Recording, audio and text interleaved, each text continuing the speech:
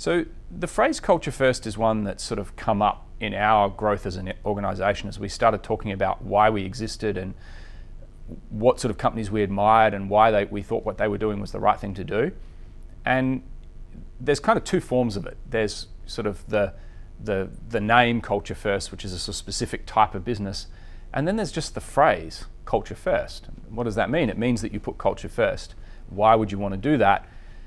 The way we think about it is that if you go back far enough, people started looking at how to run their business, bringing data to bear, particularly around finances. So I think financial discipline, financial sort of knowledge was one of the underpinnings of a real growth and productivity for organizations as they sat down and they looked at how do we use numbers to better understand how to run our business.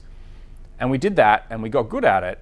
And then after a while, people started to realize that the actual finances themselves, the profit, the revenue, so on, were actually a lag indicator, and that if you wanted to really make those numbers move, you needed to focus on the customer. The customer was where the value was being created. And so we saw this huge growth in the way we thought about customers, the way we use specifically data to improve how our organizations work, things like net promoter scores, surveying, listening to customers, collecting that data, using that data to frame our decisions. And I think what we're finding now is we're at this point, we're at the starting of a third wave where we're realizing that even the customer itself and the value that the customers are getting from our organization is a lag indicator too.